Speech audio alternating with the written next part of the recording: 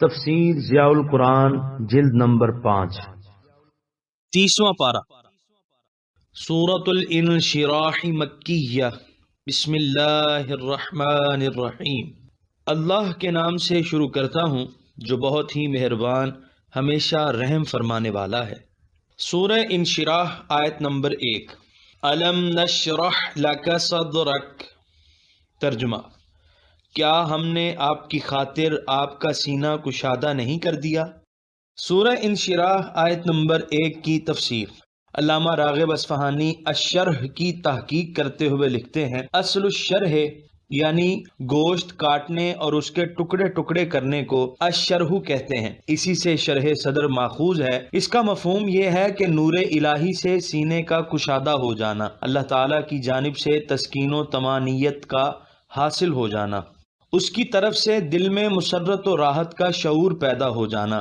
علامہ سید محمود آلوسی نے اس کی وضاحت کرتے ہوئے لکھا ہے کہ الشرح اصل میں کشادگی اور فراخی کا مفہوم ادا کرتا ہے۔ کسی الجھی ہوئی اور مشکل بات کی توضیح کو بھی شرح کہتے ہیں۔ فرماتے ہیں کہ شرح کے لفظ کا استعمال دلی مسرت اور قلبی خوشی کے لیے بھی ہوتا ہے۔ آخر میں لکھتے ہیں، یعنی شرح صدر کا یہ مفہوم بھی لیا جاتا ہے کہ نفس کو قوت قدسیہ اور انوار الہیہ سے اس طرح مؤید کرنا کہ وہ معلومات کے قافلوں کے لیے میدان بن جائے، ملکات کے ستاروں کے لیے آسمان بن جائے اور گوناگوں تجلیات کے لیے عرش بن جائے۔ جب کسی کی یہ کیفیت ہوتی ہے تو اس کو ایک حالت دوسری حالت سے مشغول نہیں کر سکتی، اس کے نزدیک مستقبل، حال اور ماضی سب یکساں ہو جاتے ہیں۔ پھر فرماتے ہیں، اس مقام پر اللہ تعالیٰ اپنے احسان کا ذکر فرما رہا ہے، اس لیے یہاں شرح صدر کا یہی آخری معنی زیادہ مناسب ہے۔ اس تحقیق کے بعد آیت کی تشریح بائیں الفاظ فرماتے ہیں، یعنی آیت کا معنی یہ ہے کہ کیا ہم نے آپ کے سینے کو کشادہ نہیں کر دیا کہ غیب و شہادت کے دونوں جہاں اس میں سما گئے ہیں۔ استفادہ اور افادہ کی دو مملکتیں جمع ہو گئی ہیں۔ علائق جسمانیہ کے ساتھ آپ کی وابستگی ملکات روحانیہ کے انوار کے حصول میں رکاوٹ نہیں، خلق کی بہبودی کے ساتھ آپ کا تعلق معرفت الہی میں استغراق سے رکاوٹ نہیں۔ علامہ ثناء اللہ پانی پتی رحمۃ اللہ علیہ نے بھی اسی طرح کی تفسیر بیان کی ہے۔ مولانا شبیر احمد صاحب عثمانی اس آیت کے ضمن میں لکھتے ہیں، اس میں علوم و معارف کے سمندر اتار دیے اور لوازم نبوت اور فرائض رسالت برداشت کرنے کو بڑا وسیع حوصلہ دیا۔ اللہ تعالیٰ نے اپنے محبوب کریم صلی اللہ علیہ وآلہ وسلم کو جو علوم و معارف عطا فرمائے، امام بصیری نے قصیدہ بردہ میں یوں بیان کیا ہے، فَإِنَّ مِن جُودِكَ الدُّنْيَا وَضَرَّتَهَا وَمِنْ عُلُومِكَ عِلْمَ اللَّوْحِ وَالْقَلَمِ۔ ترجمہ: یعنی دنیا اور آخرت دونوں آپ کی جود و کرم کے مظہر ہیں اور لوح و قلم کا علم آپ کے علوم کا ایک حصہ ہے۔ علامہ علی قاری حنفی آخری مصرعے کی شرح کرتے ہوئے لکھتے ہیں کہ لوح و قلم کا علم آپ کے علم کے دفتر کی ایک سطر ہے اور آپ کے علم کے سمندروں کی ایک نہر ہے۔ شرح قصیدہ بردہ، ملا علی قاری، کلمی کتب خانہ، گھڑی افغانہ، ضلع اٹک۔ حضور علیہ الصلاۃ والسلام کی ساری زندگی اس آیت کی آئینہ دار ہے۔ حضور صلی اللہ علیہ وآلہ وسلم نے جس بلند حوصلگی اور اولوالعزمی سے فرائض نبوت کو ادا کیا، جس صبر اور شکر کے ساتھ اس راہ میں آنے والی مشکلات کو برداشت کیا، وہ اللہ تعالیٰ کی طرف سے شرح صدر کے بغیر ممکن نہ تھا۔ پھر حضور علیہ الصلاۃ والسلام نے انسانی زندگی کے ہر پہلو کو اپنے علم کے نور سے منور کیا، اس کو بھی شرح صدر کی برکت کے بغیر اور کیا کہا جا سکتا ہے۔ اس آیت کے ضمن میں کئی مفسرین نے شک صدر کی روایات بھی ذکر کی، لیکن علامہ آلوسی لکھتے ہیں کہ یہاں جو شرح صدر مذکور ہے اس سے شک صدر مراد لینا محققین کے نزدیک ضعیف ہے۔ البتہ شک صدر کا ثبوت احادیث نبوی سے ہوتا ہے۔ اس آیت میں غور کرنے سے کلیم اور حبیب کے درمیان فرق بھی نمایاں ہو جاتا ہے۔ دونوں کو شرح صدر بخشا گیا، لیکن کلیم کو مانگنے پر اور حبیب کو بن مانگے۔ پھر دونوں کے شرح صدر میں بھی زمین و آسمان کا تفاوت ہے۔ سورہ انشراح آیت نمبر 2۔ وَوَضَعْنَا عَنْكَ وِزْرَكَ۔ ترجمہ: اور ہم نے اتار دیا ہے آپ سے آپ کا بوجھ۔ سورہ انشراح آیت نمبر 2 کی تفسیر۔ یہ دو آیتیں غور طلب ہیں۔ پہلے مشکل الفاظ کی تشریح ملاحظہ فرمائیے۔ الوزر بار گراں، انقضا کی تشریح کرتے ہوئے علامہ ابن منظور لکھتے ہیں ایسا بوجھ جو پیٹھ کو بوجھل کر دے۔ صاحب قاموس نے انقضا کا ایک اور معنی تحریر کیا ہے، یعنی کسی چیز کا لاغر اور دبلا ہونا، یعنی اس بوجھ نے آپ کی پیٹھ کو دبلا اور لاغر کر دیا، کیونکہ پیہم سفر اور متواتر کام کرنے سے گوشت دبلا ہو جاتا ہے۔ حضرت شاہ ولی اللہ رحمۃ اللہ تعالی علیہ نے اس کا ترجمہ اس طرح کیا ہے، یعنی وہ بوجھ جس نے آپ کی پشت کو بوجھل بنا دیا تھا۔ میں نے اسی کے مطابق ترجمہ کیا ہے۔ ویسے لغت عرب میں جب اونٹ کی پشت پر زیادہ بوجھ لاد دیا جاتا ہے تو اس کی پسلیوں سے ایک قسم کی کڑکڑ کی آواز نکلتی ہے، اسے بھی انقضا کے الفاظ سے تعبیر کیا جاتا ہے۔ وہ بھاری بوجھ کیا تھا جو پیٹھ کو گراں بار کر رہا تھا اور جس کو اللہ تعالیٰ نے اپنے حبیب سے اٹھا لیا؟ علماء تفسیر نے متعدد اقوال لکھے ہیں، ان میں سے 2 قول ہی پسندیدہ ہیں۔ نمبر 1، اپنی قوم کو کھلی گمراہی میں دیکھ کر خاطر عاطر کو بہت تکلیف ہوتی تھی۔ ان کا بے جان بتوں کو پوجنا، فسق و فجور میں غرق رہنا، قمار بازی اور شراب نوشی میں اپنی صحت و دولت کو برباد کرنا، غریبوں پر ظلم ڈھانا، ان کے حقوق غصب کرنا، باہمی جنگ و جدال اور قتل و غارت، ان کی اخلاقی پستی، ان کی معاشی بدحالی اور ان کی سیاسی ابتری، ان تمام چیزوں کو دیکھ کر حضور صلی اللہ علیہ وسلم کو بہت دکھ ہوتا اور اس صورتحال کو یکسر بدل ڈالنے کے لیے دل ہر وقت مضطرب رہتا۔ اللہ تعالیٰ نے منصب نبوت پر فائز کیا اور قرآن کریم جیسا صحیفہ رشد و ہدایت عطا فرمایا، دین اسلام جیسا جامع اور مکمل نظام حیات مرحمت فرمایا جس سے یہ بوجھ اتر گیا، منزل کا تعین بھی ہو گیا اور اس منزل کی طرف لے جانے والا راستہ بھی نور نبوت سے روشن ہو گیا۔ دوسرا، یا اس بوجھ سے بار نبوت و رسالت مراد ہے۔ ایسے لوگ جو صدہا سال سے معبودان باطل کی پوجا پاٹ میں مشغول تھے، جن کی کئی پشتیں اخلاقی آوارگی کی نظر ہو چکی تھیں، ظلم و ستم، لوٹ مار جن کے نزدیک فخر و مباحات کا باعث تھی، ان کو ان پستیوں سے نکال کر توحید، اخلاق حسنہ، نظم و ضبط کی بلندیوں پر لے جانا بڑا جان جوکھوں کا کام تھا۔ اس راستے میں مشکلات کے فلک بوس پہاڑ سینہ تانے کھڑے تھے اور ناکامیوں کی عمیق غاریں منہ کھولے ہوئے نگل جانے کے لیے بےتاب تھیں۔ اس فرض کی ادائیگی کا احساس دل کو ہر وقت بے چین رکھتا، ان کا تعصب و عناد باطل سے چمٹے رہنے پر ان کا احمقانہ اصرار اس بے چینی میں مزید اضافہ کر دیا کرتا۔ اللہ تعالیٰ نے شرع صدر کی دولت سے مالا مال فرما کر اس بوجھ کو ہلکا کر دیا۔ طبیعت میں قلق و اضطراب کی جگہ صبر و عزیمت نے لے لی۔ اپنی قوم کی بے اعتنائی اور دل آزاریوں پر دل گرفتہ ہونے کی بجائے ہمت و حوصلہ پیدا ہو گیا۔ حضرت شاہ عبدالعزیز رحمۃ اللہ علیہ نے اس کی تشریح اپنے مخصوص انداز میں فرمائی ہے اور خوب فرمائی ہے۔ وہ کہتے ہیں یعنی آپ کی ہمت عالی اور پیدائشی استعداد جن کمالات و مقامات پر پہنچنے کا تقاضا کرتی تھی، قلب مبارک کو جسمانی ترکیب یا نفسانی تشویشات کی وجہ سے ان پر فائز ہونا دشوار معلوم ہوتا تھا۔ اللہ تعالیٰ نے جب سینہ کھول دیا اور حوصلہ کشادہ کر دیا، وہ دشواریاں جاتی رہیں اور سب بوجھ ہلکا ہو گیا۔ سورہ انشراح آیت نمبر 3۔ الذی انقض ظہرک، ترجمہ جس نے بوجھل کر دیا تھا آپ کی پیٹھ کو۔ سورہ انشراح آیت نمبر 4۔ ورفعنا لک ذکرک، ترجمہ اور ہم نے بلند کر دیا ہے آپ کی خاطر آپ کے ذکر کو۔ سورہ انشراح آیت نمبر 4 کی تفسیر۔ حضرت ابو سعید خدری رضی اللہ عنہ سے مروی ہے کہ رسول اللہ صلی اللہ علیہ وآلہ وسلم نے فرمایا، یعنی حضرت جبریل علیہ السلام میرے پاس آئے اور کہا کہ آپ کا رب کریم پوچھتا ہے کہ آپ جانتے ہیں کہ میں نے آپ کے ذکر کو کس طرح بلند کیا؟ میں نے جواب دیا، اس حقیقت کو اللہ تعالیٰ ہی بہتر جانتا ہے۔ اللہ تعالیٰ نے فرمایا کہ آپ کے رفع ذکر کی کیفیت یہ ہے کہ جہاں میرا ذکر کیا جائے گا وہاں آپ کا بھی میرے ساتھ ذکر کیا جائے گا۔ علامہ آلوسی لکھتے ہیں، ترجمہ اور اس سے بڑھ کر رفع ذکر کیا ہو سکتا ہے کہ کلمہ شہادت میں اللہ تعالیٰ نے اپنے نام کے ساتھ اپنے محبوب کا نام ملا دیا، حضور صلی اللہ علیہ وآلہ وسلم کی اطاعت کو اپنی اطاعت قرار دیا، ملائکہ کے ساتھ آپ پر درود بھیجا اور مومنوں کو درود پاک پڑھنے کا حکم دیا، اور جب بھی خطاب کیا معزز القاب سے مخاطب فرمایا، جیسے یا ایھا المدثر، یا ایھا المزمل۔ پہلے آسمانی صحیفوں میں بھی آپ کا ذکر خیر فرمایا، تمام انبیاء اور ان کی امتوں سے وعدہ لیا کہ وہ آپ پر ایمان لے آئیں۔ آج دنیا کا کوئی آباد ملک ایسا نہیں جہاں روز و شب میں 5 بار حضور صلی اللہ علیہ وآلہ وسلم کی رسالت کا اعلان نہ ہو رہا ہو۔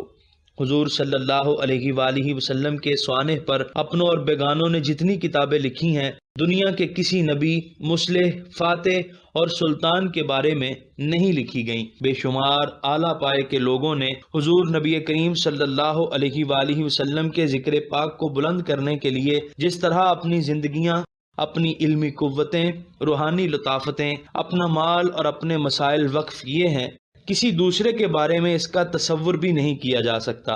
آپ کے عشاق نے نثر و نظم میں انسانیت کو جو پاکیزہ ادب عطا فرمایا ہے، اس کی نظیر بھی نہیں ملتی۔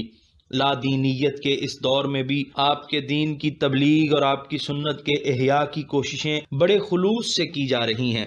آپ کا نام پاک لے کر، آپ کا ذکر خیر کر کے اور آپ کے محاسن سن کر کروڑوں دلوں کو جو سرور اور فرحت نصیب ہوتی ہے، اس کا جواب نہیں۔ اپنے تو رہے ایک طرف، بیگانوں اور متعصب مخالفوں کو بھی بارگاہ رسالت میں خراج عقیدت پیش کرنے کے بغیر چارہ نہ رہا۔ اگر آپ ان حالات کو پیش نظر رکھیں جن حالات میں یہ آیت نازل ہوئی اور پھر اس آیت کو پڑھیں تو اس کے پڑھنے کا لطف دہ چند ہو جائے گا۔ ساری دنیا مخالف ہے، مکہ کے نامور سردار اور عوام چراغ مصطفی کو بجھانے کے در پہ ہیں۔ جس گلی سے گزرتے ہیں وہاں غلاظت کے ڈھیر لگا دیے جاتے ہیں اور کانٹے بچھا دیے جاتے ہیں۔ اللہ تعالیٰ کے حضور میں سجدہ ریز ہوتے ہیں تو مرے ہوئے اونٹ کا اوج اٹھا کر گردن مبارک پر لاد دیا جاتا ہے۔ ان حالات میں یہ آیت نازل ہوئی۔ کون یہ تصور کر سکتا تھا کہ ان کا ذکر پاک دنیا کے گوشے گوشے میں بلند ہوگا، ان کے دین کی روشنی سے مہذب دنیا کا بہت بڑا علاقہ منور ہوگا، اور کروڑوں انسان ان کے نام پر جان دینے کو اپنے لیے باعث سعادت تصور کریں گے۔ لیکن جو وعدہ مولا کریم نے اپنے برگزیدہ بندے اور محبوب رسول کے ساتھ کیا وہ پورا ہو کر رہا، اور قیامت تک ذکر محمدی کا آفتاب ذوفشانیاں کرتا رہے گا۔ اعلیٰ حضرت بریلوی نے کیا خوب فرمایا ہے، مٹ گئے، مٹتے ہیں، مٹ جائیں گے آدھا تیرے، نہ مٹا ہے نہ مٹے گا کبھی چرچا تیرا۔ ورفعنا لک ذکرک کا ہے سایہ تجھ پر، ذکر اونچا ہے تیرا، بول ہے بالا تیرا۔ سورہ انشراح آیت نمبر 5۔ فَإِنَّ مَعَ الْعُسْرِ يُسْرًا، ترجمہ، پس یقیناً ہر مشکل کے ساتھ آسانی ہے۔ سورہ انشراح آیت نمبر 6۔ اِنَّ مَعَ الْعُسْرِ يُسْرًا، ترجمہ، بے شک ہر مشکل کے ساتھ آسانی ہے۔ سورہ انشراح آیت نمبر 6 کی تفسیر۔ کفار مسلمانوں کو طعنہ دیا کرتے تھے کہ تم نادار اور مفلس ہو، تم کمزور اور ناتواں ہو، ہم تمہیں پیس کر رکھ دیں گے، ہم تمہارا نام و نشان تک مٹا دیں گے۔ جو شخص اسلام کو قبول کرتا اس کو ہر قسم کے ظلم و ستم کا نشانہ بنایا جاتا۔ درد سے جب وہ فریاد کرتا تو اس کی فریاد سننے والا ہی کوئی نہ ہوتا، بلکہ الٹا وہ سنگ دل اس کو تڑپتا ہوا دیکھ کر تالیاں بجاتے اور خوشی کے نعرے بلند کرتے۔ اللہ تعالیٰ فرماتے ہیں، اے حبیب، ان دشواریوں اور تکلیفوں سے پریشان ہونے کی قطعاً ضرورت نہیں۔ ہمارا یہ قانون ہے کہ ہر تکلیف کے بعد راحت ہوتی ہے، ہر دشواری کے بعد آسانی ہوتی ہے۔ یہ تکالیف جن سے آپ کے ماننے والے دوچار ہو رہے ہیں، یہ عسرت و تنگ دستی جس کے باعث بیگانے زبانیں تان دراز کیا کرتے ہیں، ختم ہو جائے گی، اور عزت و اقبال، خوشحالی اور فارغ البالی کا ایک درخشاں دور شروع ہوگا۔ سورہ انشراح آیت نمبر 7۔ فَإِذَا فَرَغْتَ فَانصَبْ، ترجمہ، پس جب آپ فرائض نبوت سے فارغ ہوں تو حسب معمول ریاضت میں لگ جائیں۔ سورہ انشراح آیت نمبر 7 کی تفسیر۔ یعنی جب تم ایک عبادت سے فارغ ہو جاؤ تو اس عبادت کی توفیق پر شکر ادا کرنے کے لیے دوسری ریاضت اور عبادت شروع کر دو۔ اللہ تعالیٰ نے جو نعمتیں اپنے رسول کریم پر فرمائی تھیں ان کا شمار کیا گیا، اور جن نعمتوں سے مستقبل میں سرفراز کرنا تھا ان کا وعدہ کیا گیا، اور اس کے بعد حکم دیا گیا کہ ان نعمتوں پر شکر ادا کرو، اور اس کی صورت یہ ہے کہ اس کی عبادت میں مشغول رہا کرو۔ علامہ ابن جریر طبری نے حضرت ابن عباس رضی اللہ تعالیٰ عنہ سے اس کا یہ مفہوم نقل کیا ہے، یعنی جب آپ نماز ادا کرنے سے فارغ ہو جائیں تو بڑے خشوع و خضوع کے ساتھ دعا مانگنا شروع کر دیں۔ علامہ آلوسی فرماتے ہیں کہ اس آیت سے پتہ چلتا ہے کہ بندہ مومن کے لیے مناسب یہی ہے کہ اس کے سارے اوقات یاد و عبادت الہی میں مستغرق رہیں، یا دنیا کے ضروری کاروبار سے جو ہی فرصت ملے خداوند کریم کے ذکر میں مشغول ہو جائے۔ بندہ مومن کا بیکار بیٹھا رہنا یا فضول مشاغل میں کھوئے رہنا بڑی بے عقلی اور نادانی ہے۔ یہاں انہوں نے حضرت فاروق اعظم رضی اللہ عنہ کا ایک پر از حکمت ارشاد نقل کیا ہے، اسے پیش خدمت کرتا ہوں اور توقع رکھتا ہوں کہ آپ اسے خوبصورت لکھ کر ایسی جگہ آویزاں کریں گے جہاں اکثر آپ کی نظر پڑتی ہے۔ آپ فرماتے ہیں، میں اس بات کو سخت ناپسند کرتا ہوں کہ میں تمہیں نکما بیٹھے ہوئے دیکھوں، نہ تم دنیا کا کوئی کام کر رہے ہو اور نہ تم اپنی آخرت کو سنوار رہے ہو۔ آپ نے فارغ کے ساتھ سباہلن کا وزنی اور روبدار لفظ استعمال فرمایا ہے اور خود ہی اس کی تشریح بھی فرما دی ہے۔ بیکار، نکما، جسے نہ دنیا کی فکر نہ عاقبت کا اندیشہ، ہاتھ پر ہاتھ دھرے صبح سے شام تک وقت ضائع کرتا رہتا ہے، یہی فاروقی تربیت تھی جس کی برکت سے امت مسلمہ نے چند سالوں میں مشرقی اور مغربی عالمی طاقتوں پر فتح حاصل کی تھی اور اپنی عظمت کے پرچم گاڑ دیے تھے۔ جس بے دردی سے آج ہم اپنا قیمتی وقت برباد کرتے ہیں، جس سنگ دلی سے ہم اپنے شخصی اور ملی فرائض کی ادائیگی میں کاہلی اور بے اعتنائی کا مظاہرہ کرتے ہیں، انہیں دیکھ کر خون کے آنسو ٹپکنے لگتے ہیں۔ ہمارے نوجوان جن کے دلوں میں اپنی ملت کا درد ہے، جو اپنی قوم کے مستقبل کو درخشاں دیکھنا چاہتے ہیں، جو موجودہ پستی اور انحطاط پر شکوہ سنج نظر آتے ہیں، کاش وہ حضرت فاروق اعظم رضی اللہ عنہ کے اس ارشاد کو بلکہ اپنے رب کریم کے اس فرمان واجب الاذعان کو اپنی زندگی کا شعار یعنی موٹو بنا لیں۔ جب بھی ایک فرض کی ادائیگی سے فارغ ہوں، دوسرا فرض ادا کرنے کے لیے کمر ہمت باندھ لیں۔ فنصب کا لفظ بھی توجہ طلب ہے۔ نصب ایسا کام کرنا جس کے کرنے سے تھکاوٹ ہو جائے، اور یہ ظاہر ہے کہ معمولی نوعیت کے کاموں سے تو تھکاوٹ پیدا نہیں ہوتی۔ وہ کام جو اولو العزمی سے کیے جاتے ہیں، وہ مہمیں جو بڑی محنت اور ریاضت سے سر کی جاتی ہیں، وہ فرائض جن کی انجام دہی کے لیے دیدہ ریزیوں، جگر پاشیوں اور شب بیداریوں کی ضرورت پڑتی ہے، ایسے کاموں کے کرنے کی ہی تلقین کی جا رہی ہے۔ اہل حق تو مشکل پسند ہوا کرتے ہیں، سہل اور آسان کاموں میں تو ان کا جی ہی نہیں لگتا، بلکہ اللہ تعالیٰ گوارا نہیں کرتا کہ آسان کاموں کے کرنے میں وہ اپنی عمر صرف کریں۔ ایسے کاموں کے لیے اور بہت سی قومیں ہیں، ان کے لیے تو کٹھن اور دشوار کام ہیں۔ جنگ بدر کے بارے میں فرمایا کہ تم تو چاہتے تھے کہ تجارتی قافلے پر حلہ بول دو جن کے پاس مزاحمت کے آلات نہیں، لیکن ہم نے چاہا کہ تمہاری طاقتوں کو باطل کی ایک بڑی قوت سے ٹکرا دیں تاکہ حق کا بول بالا ہو اور باطل کو رسوائی اور ذلت نصیب ہو۔ ارشاد باری تعالیٰ ہے وَإِذْ يَعِدُكُمُ اللَّهُ إِحْدَى الطَّائِفَتَيْنِ أَنَّهَا لَكُمْ وَتَوَدُّونَ أَنَّ غَيْرَ ذَاتِ الشَّوْكَةِ تَكُونُ لَكُمْ وَيُرِيدُ اللَّهُ أَن يُحِقَّ الْحَقَّ بِكَلِمَاتِهِ وَيَقْطَعَ دَابِرَ الْكَافِرِينَ۔ سورہ انفال آیت 7۔ سورہ انشراح آیت نمبر 8۔ وَإِلَىٰ رَبِّكَ فَارْغَب۔ ترجمہ، اور اپنے رب کی طرف راغب ہو جائیں۔ سورہ انشراح آیت نمبر 8 کی تفسیر۔ اے حبیب، آپ اپنے رب کی طرف ہی راغب رہا کریں، اسی کی وہ ذات ہے جو تیرا رب ہے، جس نے اس منصب عالی اور مقام بلند پر فائز ہونے کے لیے آپ کی تربیت فرمائی ہے۔ اگرچہ وہ سارے جہانوں کا رب ہے، لیکن اس کی شان ربوبیت کا جو خصوصی تعلق تیرے ساتھ ہے وہ کسی کے ساتھ بھی نہیں۔ تو اس کا، وہ تیرا، کسی غیر کی یہاں کیا گنجائش؟ اللہم انت ربنا ورب حبیبنا المصطفیٰ علیہ اطیب التحیۃ واجمل الثناء، وفقنا ان نقتفی آثارہ النیرۃ السنیہ وَنُؤَدِّيَ مَا أَوْجَبْتَ عَلَيْنَا لِرَفْعِ كَلِمَاتِكَ وَرَفْعِ ذِكْرِ نَبِيِّكَ أَحْسَنَ الْأَدَاءِ أَنْتَ الْمُوَفِّقُ وَبِيَدِكَ عظمت التوفیق ایاک نعبد و ایاک نستعین۔ یہاں پر سورہ انشراح مکمل ہوئی اور یہاں پر 30ویں پارے کا 19واں رکوع مکمل ہوا۔